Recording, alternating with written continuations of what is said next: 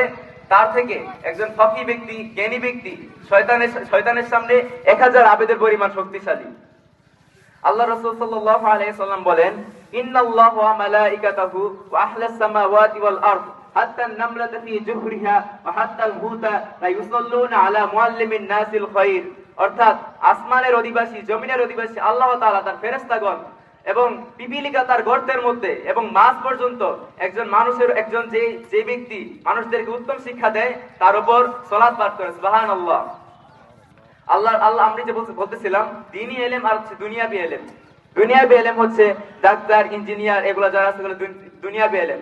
আর দ্বীনি ইলম হচ্ছে ইসলাম সম্পর্কিত ইলম। দ্বীনি ইলমের দুইটা দিক হচ্ছে ইলমুশ শরিয়া আর হচ্ছে ইলমুত তাসাউফ বা ইলমুত তাসকিয়া, ইলমুল মারিফা। আল মারিফা শব্দের অর্থ হচ্ছে চেনা, পরিচিতি লাভ করা। এই পরিচয় লাভ করা হচ্ছে আল্লাহর পরিচয় লাভ করা।